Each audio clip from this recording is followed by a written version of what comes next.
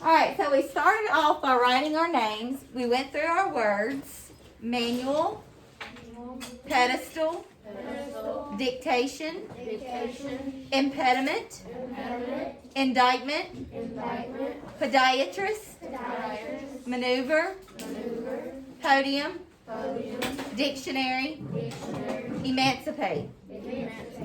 Then we started labeling the parts of speech of the underlined words. I don't know the answer to your question, but I will find out. Is an interjection. To is a preposition. But is a conjunction. And will find is a verb.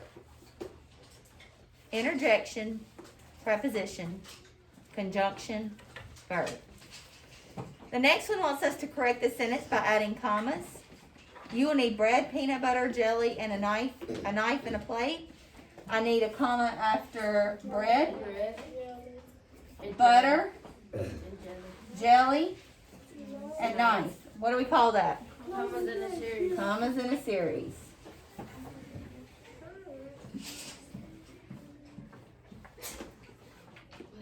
All right. And is this a simile or a metaphor? What does it mean? You are a ray of sunshine. Metaphor. It is a metaphor. And it means what? Okay. I would say that you Shine like you are cheerful. happy, cheerful. Oh, that's a good one. You are cheerful. Okay. Is the underlined verb perfect past, present, or future tense? By the end of the day, she will have made 30 beaded necklaces. Will have is our key right there. And that's what? Perfect future.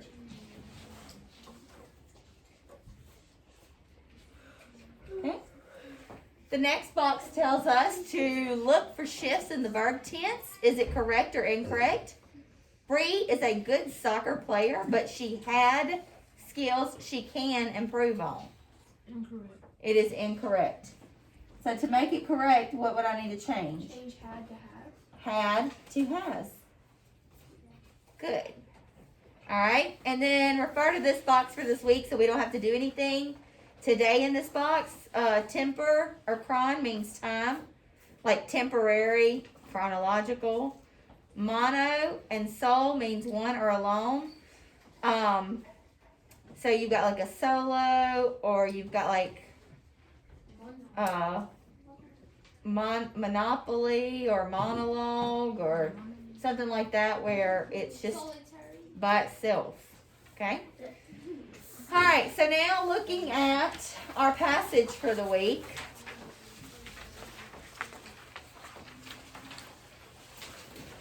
All right, and I sure do like the Miss Linton that pulled this back at the beginning of the 9 weeks. I bet she didn't realize that we were going to be out and coming back and having to play catch up, because this is a nice little short thing and not a long story like we have been doing. All right, so Dust of Snow by Robert Frost. Robert Frost, one of my favorite American poets, is well known for his depictions of rural life in New England. In this particular poem, a speaker describes snow falling on them from a tree branch. As you read, take notes on what happens to the speaker and how it affects them. Okay, so in this blue box, and y'all know that it's not a blue box on your paper, but if you had this assignment in Common Lit, it would be a blue box. So we're going to still refer to it as the blue box.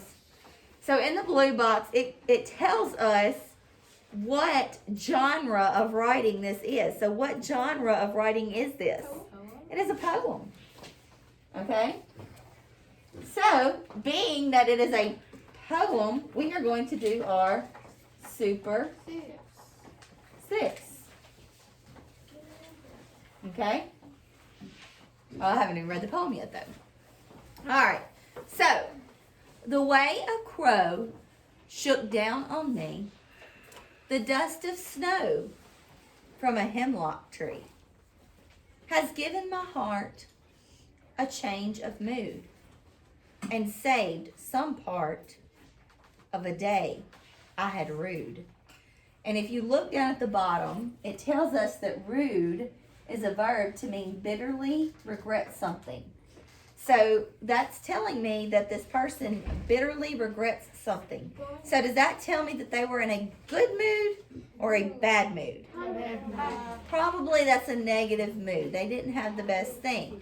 But it says up here, it says, the dust of snow from a hemlock tree has given my heart a change of mood and saved some part of a day I rued. So that tells me that the narrator was having a good day or a bad day? Bad day. Bad day. And what happened when the snow fell on him? He started kind of a good day. It kind of changed into a good day. It was almost like he realized that, you know, life's still fun and things are still good, and he just enjoyed that little moment there. All right? So, in our Super 6, we are going to start off with what? Characters. All right? And we have 2. We have The crow. the narrator. And the narrator starts off and he is, what is his feelings? Kind of grumpy. All right? Grumpy in the beginning.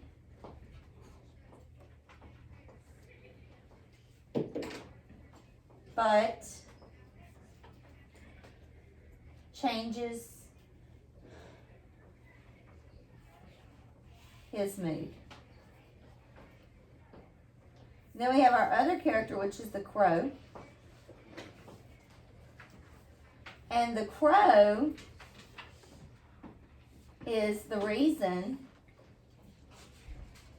the narrator mood changes.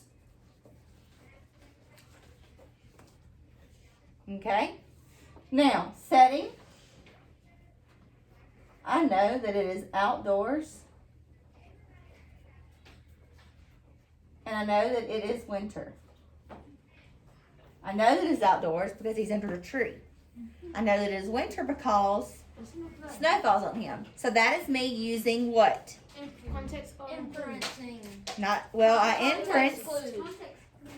I use context clues to infer that he was outside and that it was winter. But I knew that because it said a tree that he was outside and because it talked about snow that it was winter. So those are using what?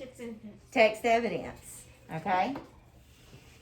Alright, so we got our characters, we got our setting, we need our problem. The problem is what? Narrator was having a bad day. Narrator was having a bad day.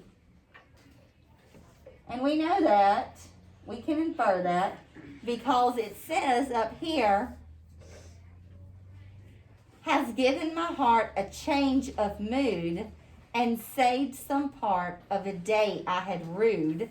And the only reason we know this is because we used our definition down here where it told us what rude meant.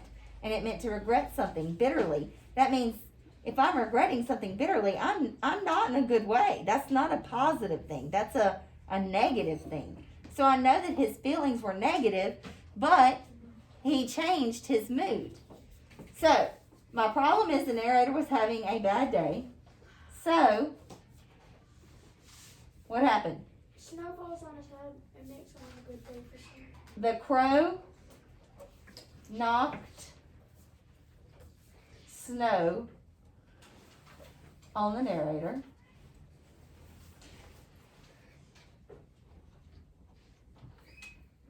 And then the solution was it changed the narrator's mood.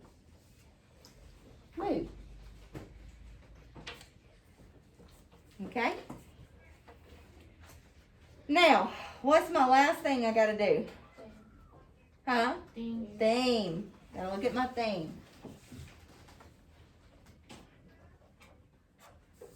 And my theme, what I'm gonna say, you know, you can get several themes from this. So I'm gonna say here that small things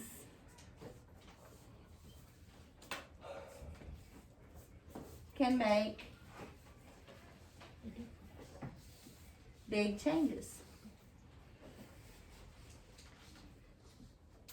Okay?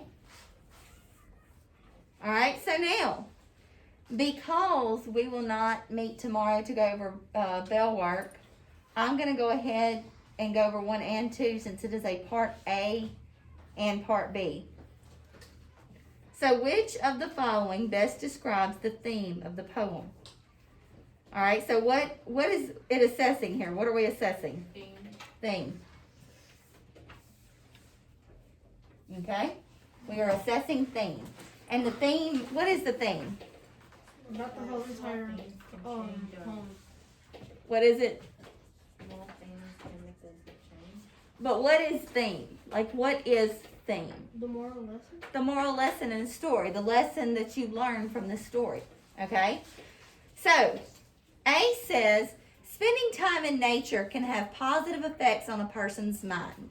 Maybe. That's a maybe. I think that could possibly happen because he was outside and did it have a positive effect on his mind? Mm-hmm. It did.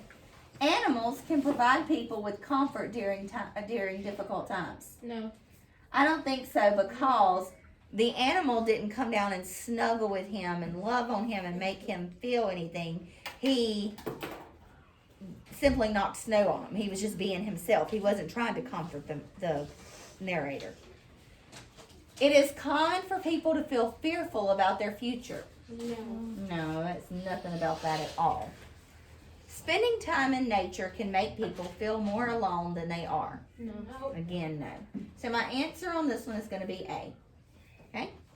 And then part B says, which detail from the text best supports the answer to part A? So what is it assessing here? Text evidence.